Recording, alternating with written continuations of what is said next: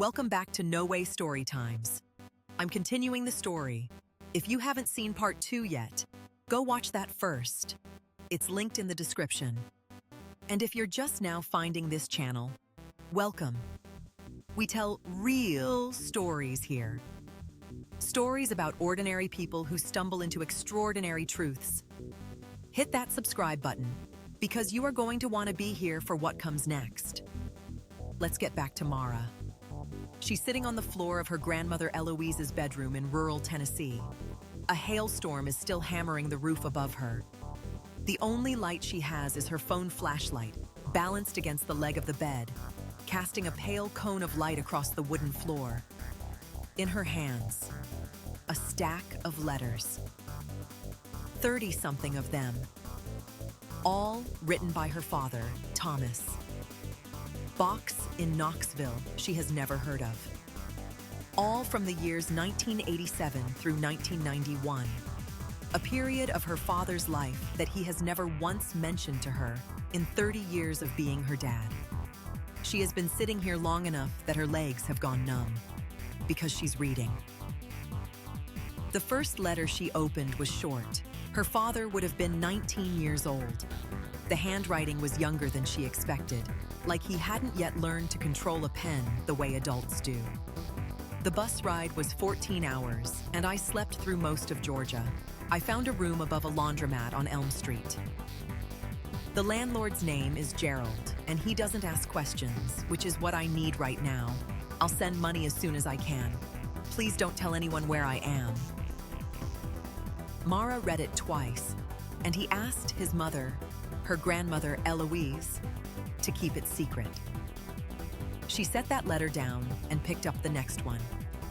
I got a job at a print shop on Market Street. It doesn't pay much, but it's enough. I've been thinking about what you said in your last letter.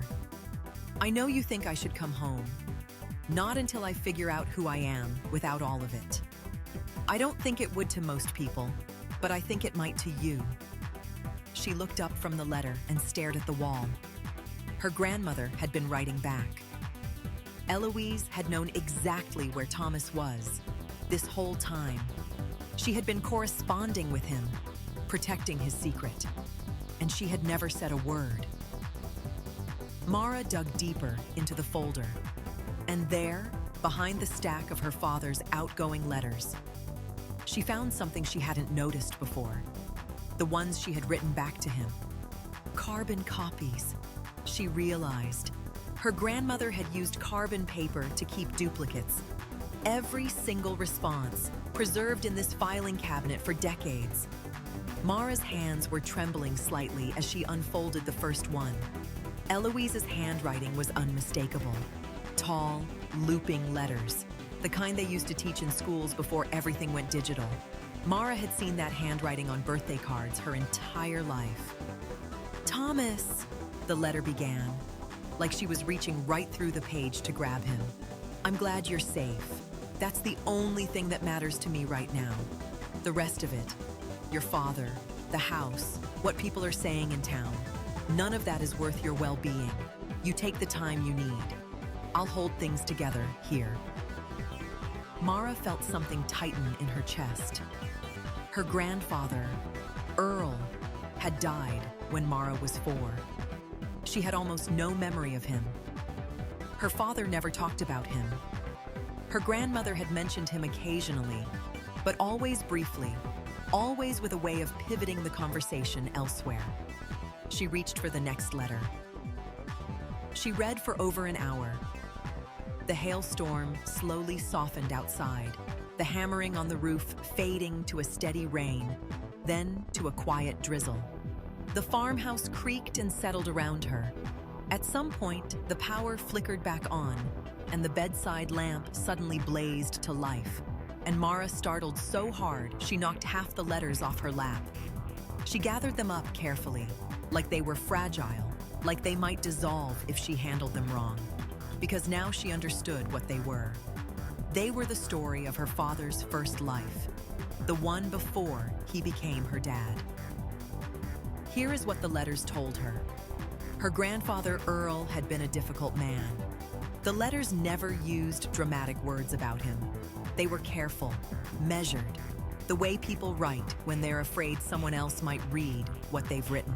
But reading between the lines, across 30-something letters spanning nearly 4 years, a picture emerged. Earl had been controlling. He had expected Thomas, as the oldest son, to take over the farm. And when Thomas showed signs of wanting something different, college maybe, or just the simple freedom of choosing his own path, Earl had made the house a miserable place to be. In one letter, Thomas wrote, "I keep thinking about the night before I left. I know he probably believes he's right. He probably always will. But I spent 19 years trying to be who he wanted me to be, and I was disappearing, Mama.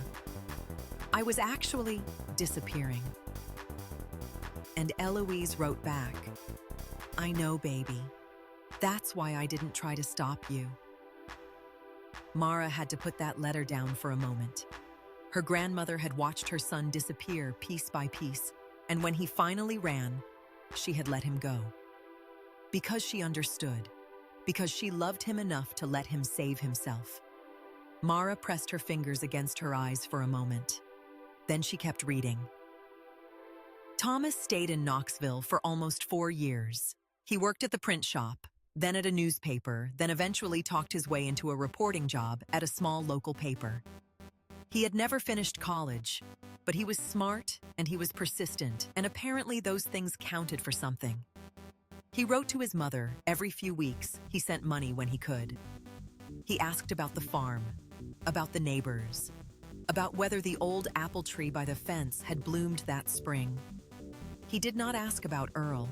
In 30-something letters, he never asked about his father, and Eloise never mentioned Earl either, except in one letter, near the end of the collection, dated October 1990. "Your father had a health scare last month. Nothing life-threatening, the doctors say, but it scared him. I think it scared him into something like humility, which is not an emotion he has a lot of practice with. I told him you were doing well. He didn't say anything else. I thought you should know." And Thomas had written back, "I don't know what to do with that information, Mama." The last letter in the folder was from January 1991. It was from Eloise to Thomas, and it was different from all the others. "Your father passed away on the 14th. It was fast. The doctors say he didn't suffer. I know this is complicated for you. I know there's no clean way to feel about it, but I want you to know that this house is still your home, and I would very much like to see your face. Come back when you're ready. Take all the time you need." And then, tucked behind that letter, a single index card, handwritten by Eloise, not a letter, but more like a note to herself. "Thomas came home. He walked through that door and he looked like a man. My boy came home and he was whole. That's all I ever wanted." Mara stared at that index card for a long time. Her parents got married in 1992. Her father had met her mother right after he came home. Her entire life, everything she was, everything she had grown up inside of, had started with this, with her father running away and coming back whole. She sat there in the lamplight for a while, not reading anymore. The rain outside had gone completely quiet. Somewhere in the distance, she heard a frog start up, the first one brave enough to come out after the storm. Then a whole chorus of them, filling up the wet Tennessee night. Eloise had loved frogs. She used to say they were the earth celebrating rain. Mara laughed a little, alone in the bedroom, at the thought of that. Then she pulled out her phone.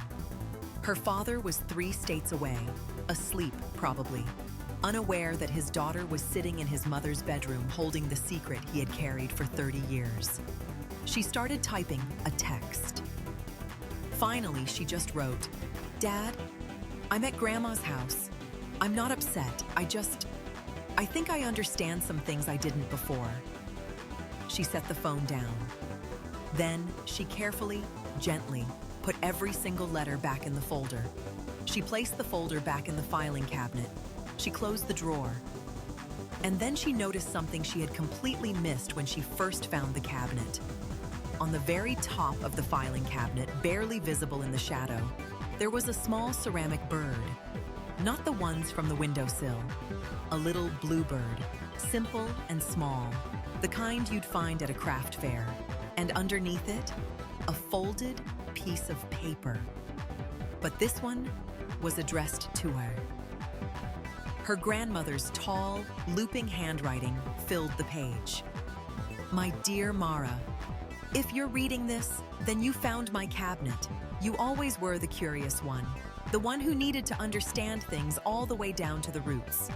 Your father gets that from me, I think, though he'd never admit it. I kept these letters because they are the truest record I have of the bravest thing I ever watched someone do. Letting someone you love go, really go, without chasing them, without guilt, is one of the hardest things a mother can do. I want you to know that I don't regret it for a single day. Your father is a good man. He is a good man because he had the courage to go find out who he was, and then the even greater courage to come back. Not everyone can do both. I kept this from you because it wasn't my story to tell, but I kept the cabinet because I believed that someday, when the time was right, this story would find its way to you. I always trusted that you'd know what to do with it. The bluebird on top of the cabinet belonged to your grandfather, Earl. He bought it at a market in Nashville the year before he died. He kept it on his nightstand. After he passed, I found a note tucked under it that said, "For Thomas, when he comes home." I've been keeping it safe ever since.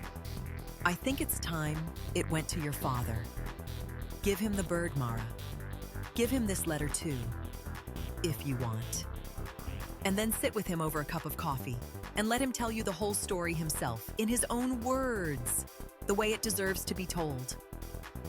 I love you to the roots, sweet girl. Grandma Eloise.